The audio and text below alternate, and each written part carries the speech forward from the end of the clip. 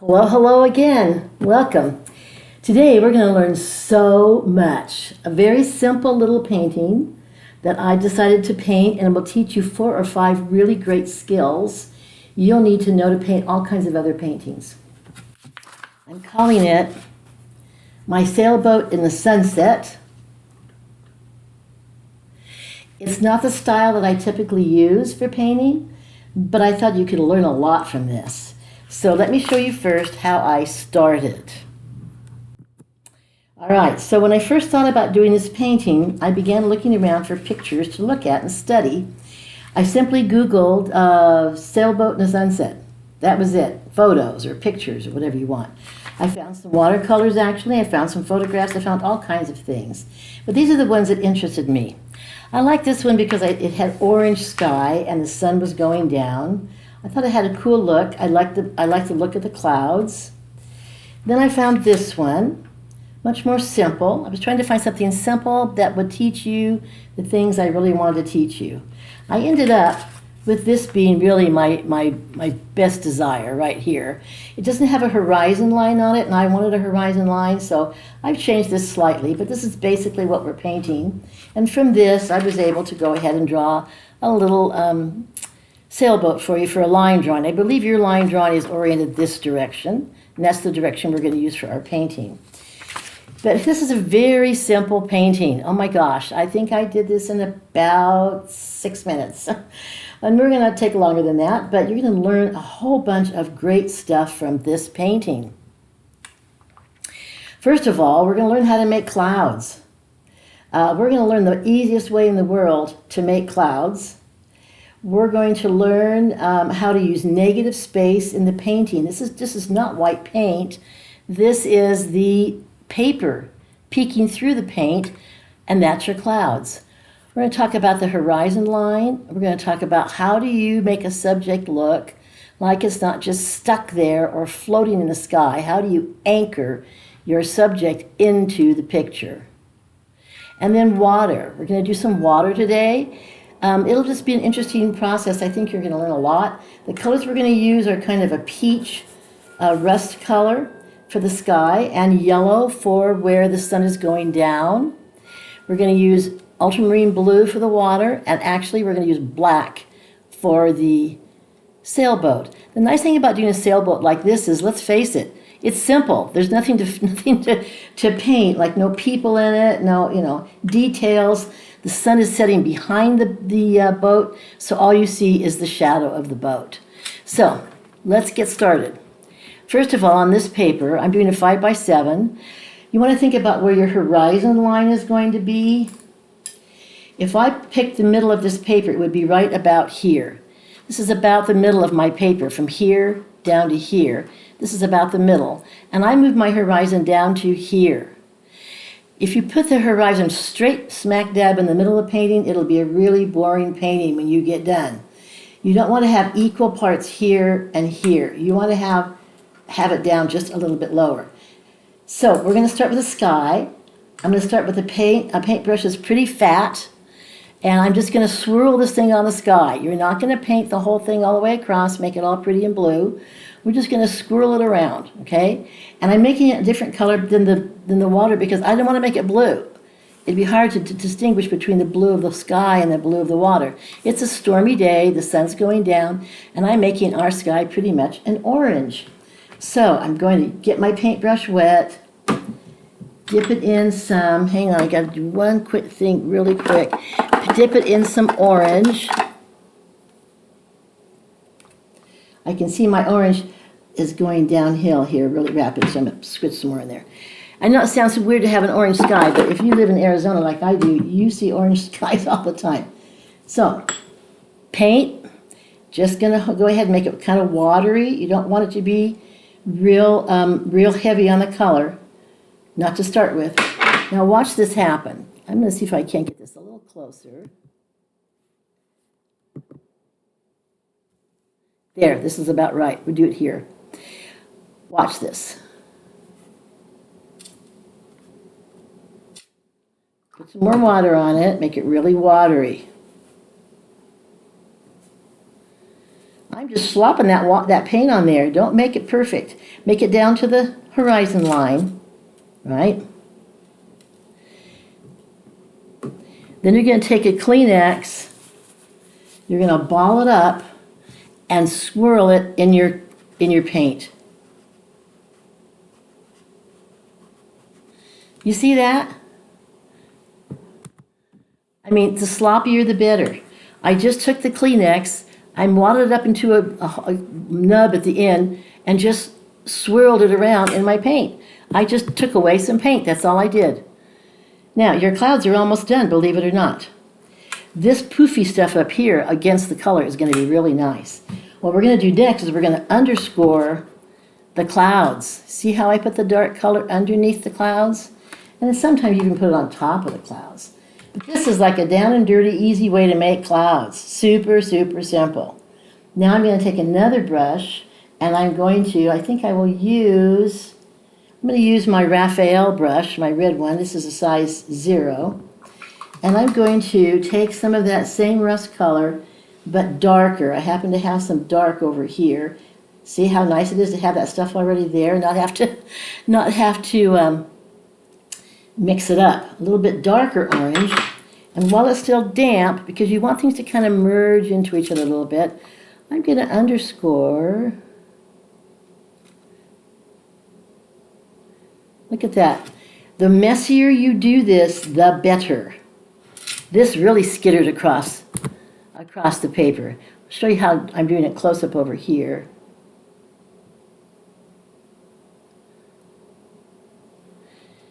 And sometimes clouds almost have like lines under them.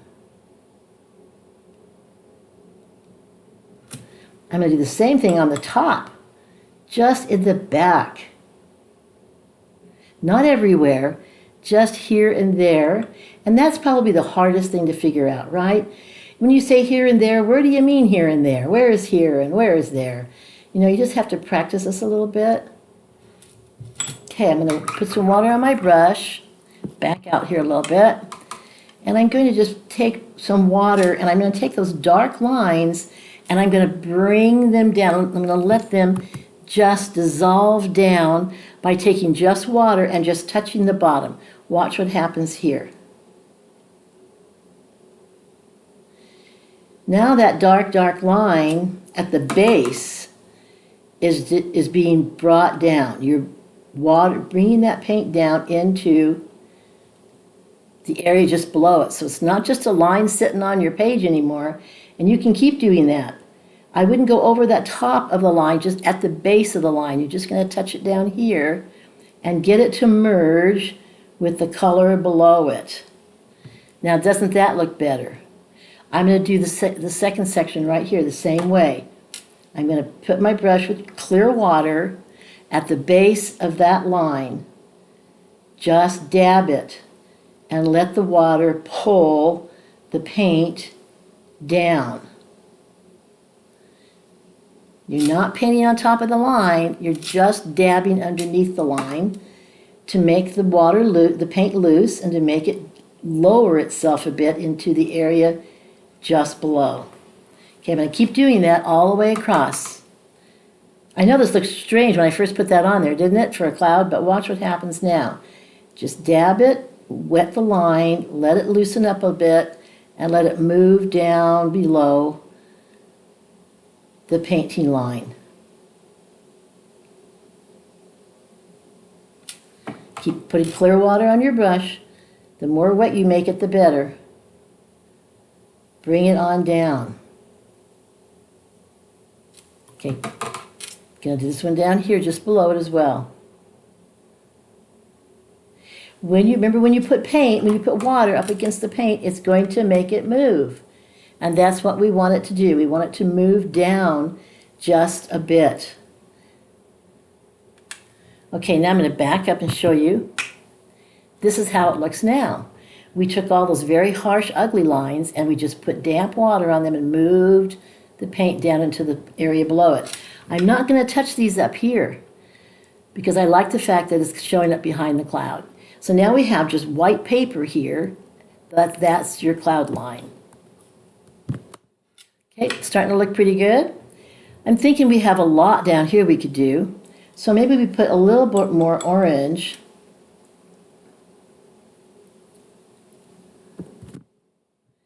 Down here. And you make sure there's space in between. Just here and there, not everywhere. Okay, now we're going to take clear water and we're going to pull those lines down. We want the edge of the line to stay put. We want the water just below it to come down and merge into the area below it so it just fades into the sky.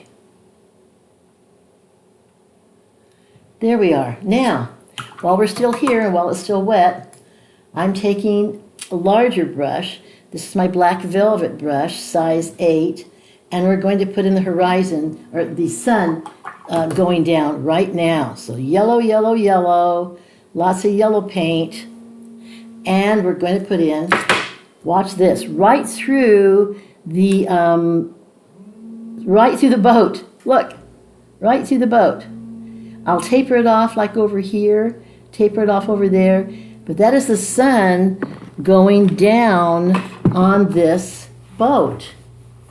Now, it's really bright yellow, and I think it would look better if it kind of tapered off, because the sun doesn't just do that usually, typically. So I'm gonna layer this down along the edges a little bit, make it a little bit less bright. But see how fast and easy that was to put in the sun going down. While that's drying, let's put in the water. Same thing with the water. I'm going to use my 8 black velvet and use some ultramarine blue, a true blue. I've used things like cobalt and turquoise before for making water. It comes out fine. I'm making kind of a loose, watery blue, and I'm really going to be sloppy about this. I'm simply going to throw it across my paper, kind of skitter it. I don't have a lot of paint, hang on. I have more water than paint, so it's just going to be really kind of loose. This got really dark down here because I happen to have my brush accidentally touched the black. So now, egads, what do? I'm taking my Kleenex and getting that off. Look at that, isn't that lovely? We love our Kleenex. Clean brush into the blue. Let's try to there we go. We'll redo that. So now, if you'll notice some things about the blue, and I'm going to go right through that boat because you want the water's all around it, and if you're careful and don't put any blue around the boat, it'll be hard to make it look like the boat's like not floating in the middle of the air. So you want to put the blue right through the boat. And you want to put lighter blue toward the horizon, because the further things are away from you, the lighter they are. So I'm going to paint this horizon right here, a blue. And I had a little bit of orange seep into that area, but you know what? I like it, and I'll tell you why I like it. What do you see typically in water when the sun is going down? You got a bright, angry sky. What do you typically see? Some reflection of the sky in the water. So pulling a little bit of the yellow and a little bit of the orange, which accidentally happened right here, I think is actually a happy accident. Almost all things that go wrong in painting can become happy accidents. Okay, so basically the sky is done, the setting sun is in, the water is in. Now if you happen to have some metallic paint, this would be a good time to put in some silver. We talked about these inexpensive, I think they were $11 from Costco, these inexpensive metallic paints. Right here, I would put in some silver paint, very judiciously, which means don't put a lot in there. And I'll tell you why. I'm going to put it in here real quick. I'm just kind of going to put it like all over, here and there. Let me get this plenty out of here. Just here and there, not much at all. And the reason for that is if you look at water, water is never all one color, is it? Right? And so this gives a little bit of darkness to the water, and what happened when I added the darkness to the water, it began to look more like it was maybe churned up, or maybe it was a stormy day. So now the water has, you see, some coloration that changes, dark and light, dark and light.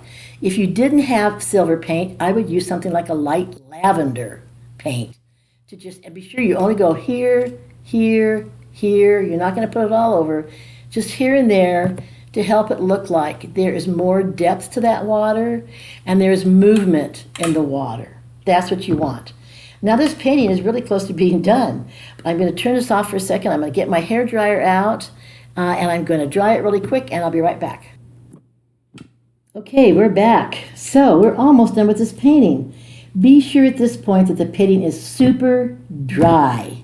If you're using your hair dryer or whatever, be sure you use the back of your fingers. Make sure it might be a little cool, but it should be dry. Here's why that's so important. We're going to paint the boat, and we're going to paint it with black. Can you imagine, from what you know so far, if the yellow here for the setting sun was slightly damp and we put black paint right here on this boat, what would happen? It would go psh, and move right into the yellow paint, and you would have a mess on your hands. You'd be tossing this paint and starting again. So black paint, or something very, very dark, something like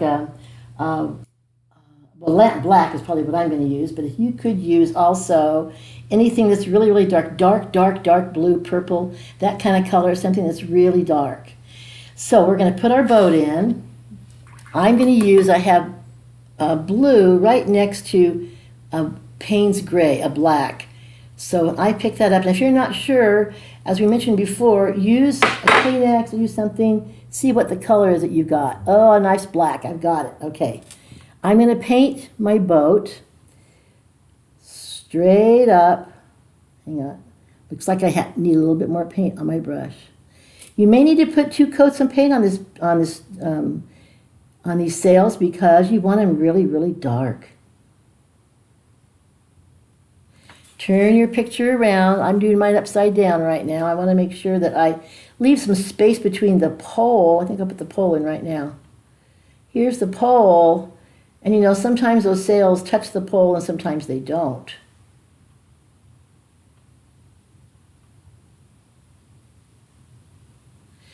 Remember too that watercolor dries lighter.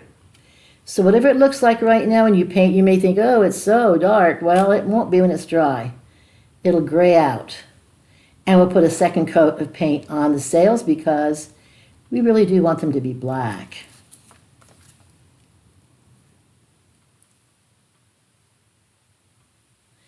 This is where that nice edge, that nice point on my black silver brushes comes in handy because I can paint a nice beautiful point right up to the top. I don't have paint moving all over where I don't want it to be because these brushes really let you lay paint exactly where you want it. Okay, so the sails are pretty much done. I'm going to take that one a little bit higher. And now we're going to do the bottom of the boat. Now, I did show the inside of the boat, you'll notice. I just have the outside, and that's just fine. We're just doing a sailboat, again, in a silhouette. Turn it upside down, you know, do it whatever you have to do to make it, get it right.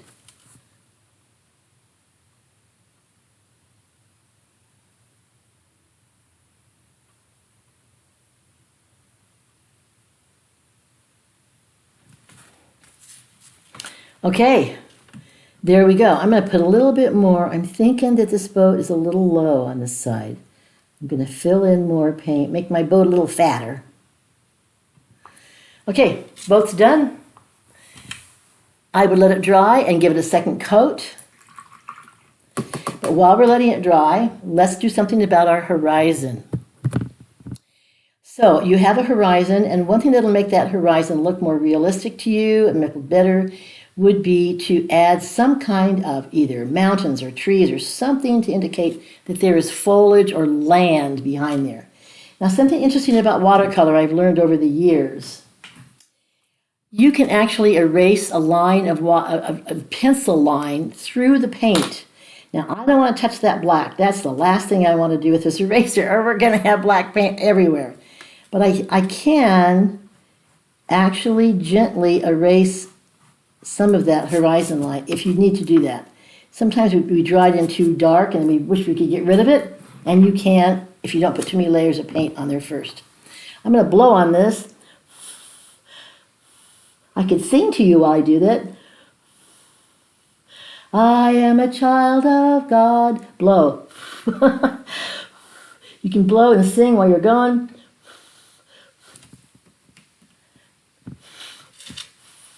Not dry yet. Okay, we'll just leave it laying there for a second. Let's look at the horizon. I'm going to pick up some brown. Now, I happen to have some brown because, you know, I never clean off my bowls. I happen to have some brown right here. So I'm going to pick up a little bit of brown, and I'm going to put in some land at the horizon, but not all the way across the horizon. I'm going to do it, let me get closer for you. I'm going to do it on this side of the boat, right over in this area. I'm just going to touch, in fact, you know what? I'm changing brushes. Now that I'm thinking about it, I'm going to go back and use my Raphael brush, size 3. This is where you just learn from experience which brush to use where. It just takes some time. You know, you're not going to be perfect at everything right off the bat, right? So let's just get some brown, and I'm just going to actually dot some brown in here at all different levels.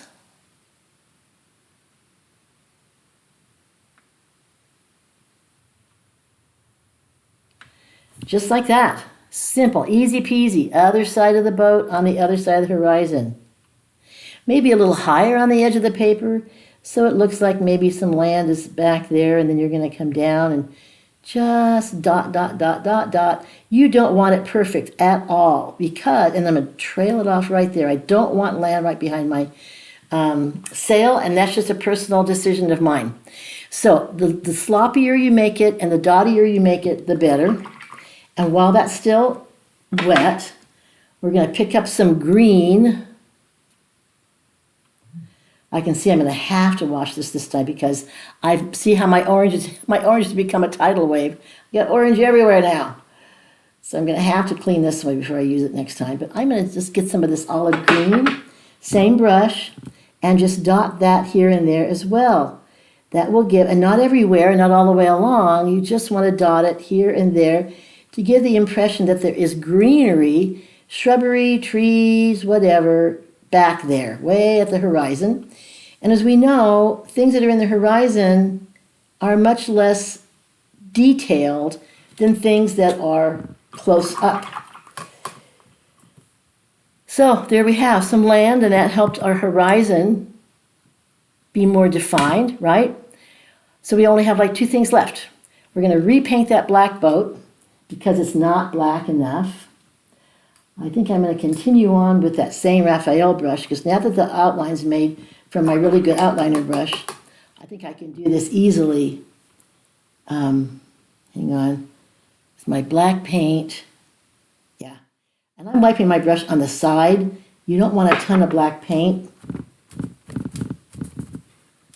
Okay, so would you see what I just did? I was wiping my brush and I went flick, and now I have little dots of black on my painting.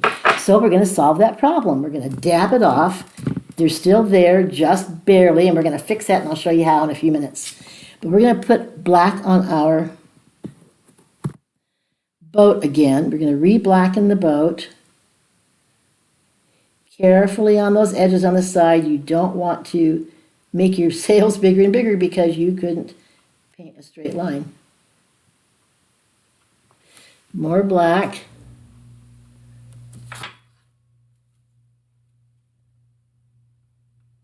Because I really want these sails black. I don't want them gray. If you're thinking that that setting sun is actually putting your sail into silhouette, you have to make sure that it's really black.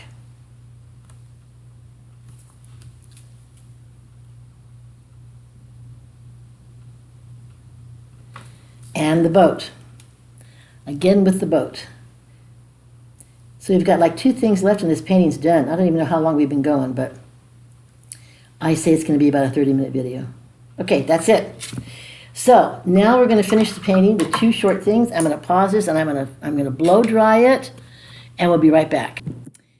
Okay, we're back. We're going to do our finishing touches on our painting. So, two things we're going to talk about. The fact that this boat, to me, looks like it's just sitting there, stuck, like someone stuck it there.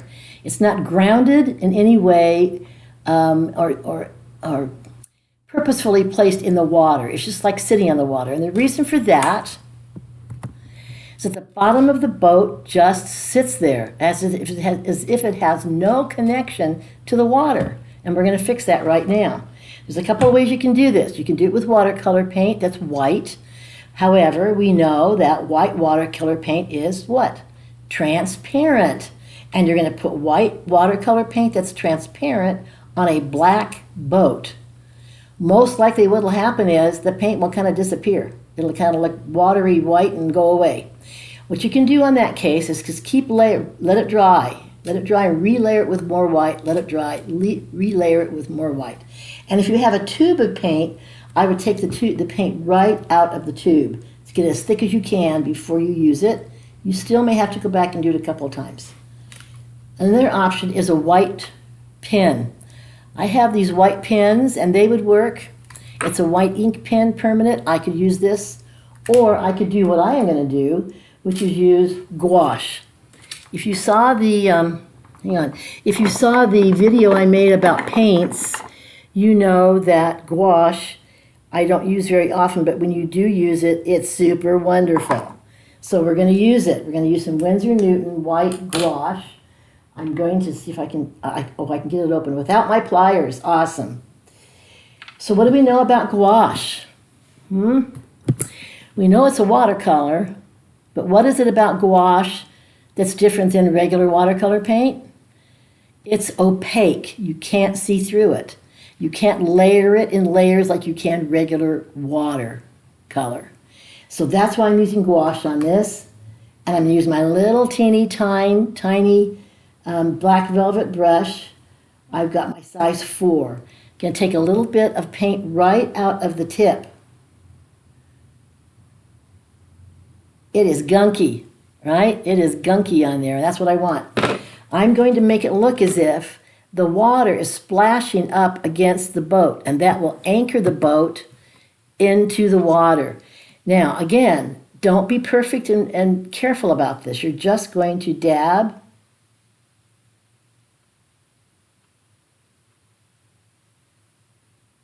And dab it down below the boat, too. Connect that together.